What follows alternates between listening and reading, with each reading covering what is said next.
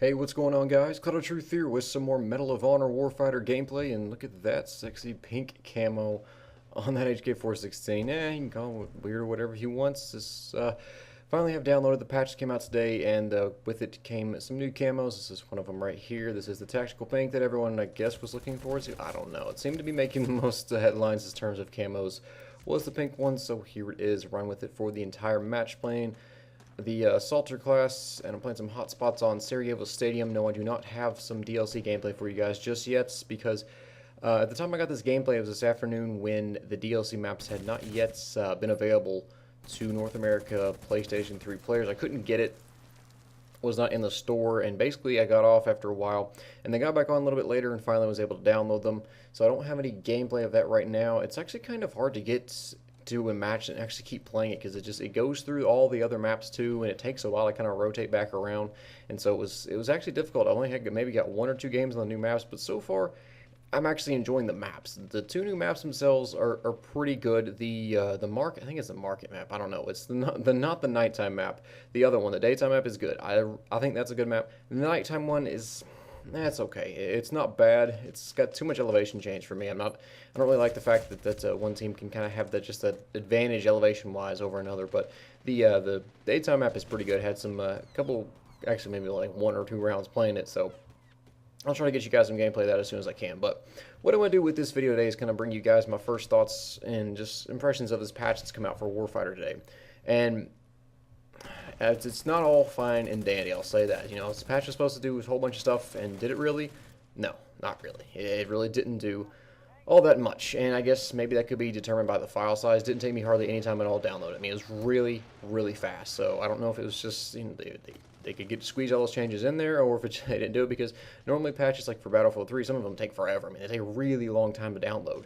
And I know the list of this patch wasn't that long, but still, I figured it would take a little bit longer than it did. I don't remember the time, but I downloaded it really, really fast. But gameplay you're watching here, like I said, is some hotspot in Sarajevo Stadium.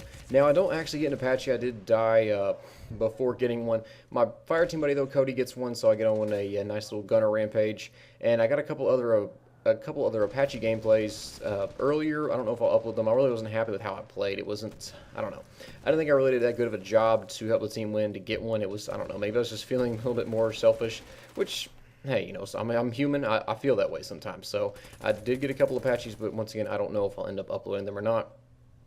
But as far as how's the patch going, all the changes and the fixes and stuff like that they're going to make, well, they said they're changing up the menus, and that they did, and they're easier to navigate. They not great though. It's I don't know. I was almost getting used to how they were before, and now since they've changed them up again, now I got to relearn it. Now it's not a drastic difference, but there's a few improvements. It shows a little bit more in terms of your unlock, I guess, bar, where you know you're close to unlocking something.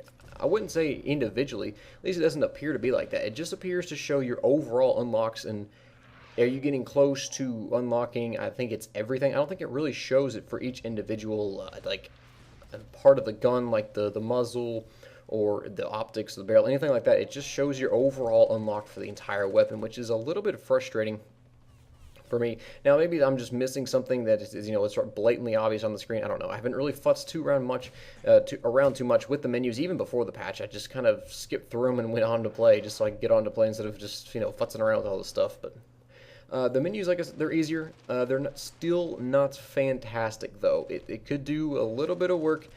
In game, it's better, because it doesn't, for me personally, it doesn't flip my classes like it used to. Like when it used to be in the menus, like right before game would start, you select your class that you want to play as, spawn in, and then you would play for that one class, and then it would just switch you to another one next time you spawn, unless you went in and changed it back to the one that you wanted to play as, that you had been before. And so that was really annoying beforehand. Now that I don't have that problem now, I don't notice it at all, that's good that they fixed that, because that was getting really annoying, because here I was trying to play something like I don't know, Assaulter, and it keeps spawning me as like Sniper. I'm like, I don't want to play Sniper, I want to play Assaulter. So it's a good thing, good fix that actually is working, at least for me. I've heard from some people that actually it still is not, but well, I don't know. I'll have to see if that's maybe just one case, or if it's something that's very problematic that's happening for multiple people. So the biggest question in terms of this patch was the VoIP. Did that get fixed? Did that change? No. It's worse. Honestly, it's a lot worse than it was before. Beforehand, it seemed like it would cut in and out. It was more of it would work and then it would not work, but you could both hear each other for the most part. There were some times in which only one person could hear each other, and then it was just that was kind of how the way it was. But then it would kind of cut in and out as far as the next person could be able to hear, like the two fire team buddies. What I'm talking about. One would hear the other while the first one could not hear the second one, and it was kind of doing that, and it would go in and out. But yet they would sometimes be able to hear each other. With how they've done it now, I jump into a game like I am in the menus talking to my fire team buddy. I was actually doing this today, talking with my buds Anthony. I was in the menus talking with him. We jumped into the game right away. We could not even hear each other to start out with. And that happened multiple times, going back to the menus, joining up again, and getting into a game, and it just flat out does not work. It's worse than it was before. You switch it to fire team, you switch it to party or whatever, and team. It just does not work at all. There's just nothing there. Even at the end screen, at the end of the game, I can sometimes only hear everyone. It just seems like it cuts random people out. I'll be playing with maybe 3 or 4 total guys in the party, or some of them will join a little bit later on. They'll come in and I can hear my fire team buddy and then like another guy, but someone else who's on one of my friends I'm trying to play with, I can't hear him sometimes. And then all of a sudden, 3 games later, the audio cuts in, I can hear him again. It's just stuff like that is happening all the time with this game, and it's just incredibly inconsistent, and it just does not work. That's the bottom line. It just flat out does not work. Now, does that just take away from the fun of the game? No, it's fun. But in terms of actually, if you get into competitive matches that are fun, in terms of just they're exhilarating, you feel excitement when you play it, you can't have that happen. You need voice chat in order to make this game really work to its full potential, especially with this whole fire team buddy thing, that's the biggest thing. One of the biggest things I think about this game that's good is this system. And when you have this mechanic that's broken, you can't play the game like this. And trust me, I gave this thing time. I mean, I played for, excuse me, about birth here, I'm sorry. I played for hours today to give this thing a chance. I played for just a little bit, and I was going to get off and just do a patch review because I was just not too happy about it. And I was like, you know what? I'm just going to wait. I'm just going to play, and let's see what happens. Let's get these new maps downloaded and everything, and let's try it out. It didn't get any better. If anything, it got worse. And so it just really upsets me. It really does. Now, there's a few things like the white squares and the sound glitches. That stuff, most of that's gone. I've not noticed any white squares. I'm not spawned outside the map, not falling through the map or anything like that. No freezes, nothing like that. That is all patched. But the biggest thing is the VoIP. And honestly, guys, I'd rather have a giant white square than not be able to hear people. Because when you play a game like this, it's almost more of a, I don't know what the right word is. It's almost like I'm trying to think of the right phrase to go along with this, but it's like I don't know, it's almost like a social gathering in the sense of you're getting on and playing with your friends, your buds, and you want to talk to them, just like you do your friends in real life. You go hang out somewhere. It's kind of the same thing. And when you can't talk to each other, it's frustrating.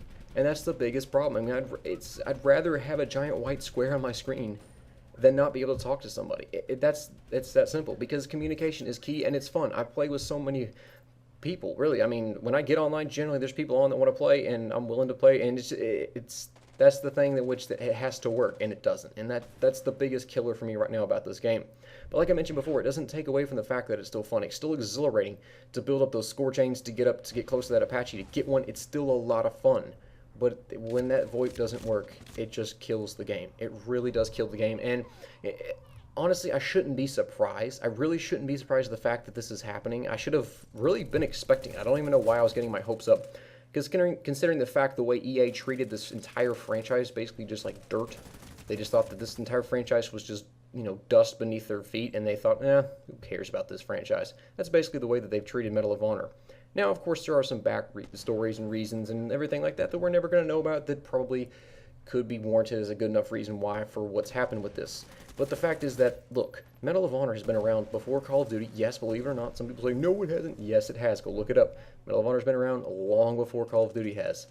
And so it's just disappointing to see the franchise being treated this way, because of all the FPS franchises and games out there, Medal of Honor gives the most respect, I should say, to military service men and women. They really do. They have just an utmost respect for that, and that's something that I really do value, and I just hate to see it being treated like this. It honestly reflects the way in which it's treating our military. It's almost like that. It's the fact that they're disrespecting this franchise is disrespecting the military. And I know it's not really what's going on, but that's what it feels like to me, and that's why I'm just so upset to see this game treated this way. So if you're still on the fence right now after this patch is downloaded, is it worth buying? Well, that really does depend on you. And the fact is, do you use some alternative form of communication, or do you like to play by yourself? If you want to play by yourself, honestly, guys, yeah, you can pick up this game, no problem. It's actually, if you don't mind not hearing anyone, and you just really enjoy playing by yourself, and, you don't really care, you don't have to play with anybody, sure, it's fine. You can play because you don't have to worry about talking with someone.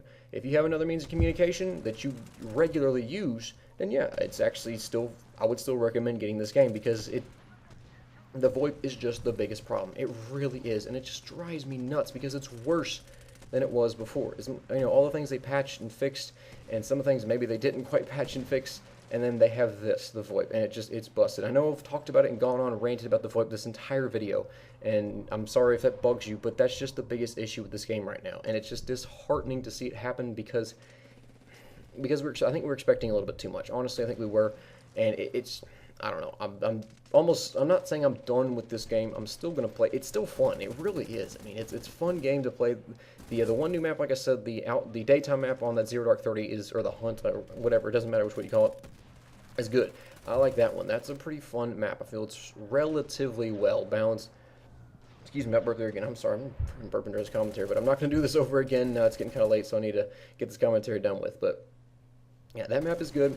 The other one, the night map, it's okay. It's not too bad, but I prefer the daytime map. So, but yeah, that's kind of how I feel right now. I'm really disappointed. I'm not really happy with how this has turned out, this patch. But once again, I shouldn't be surprised. I really shouldn't, considering how little EA seems to care about this game. And I also feel bad for the guys at Danger Close, the ones that work so hard with this, and they're not being supported.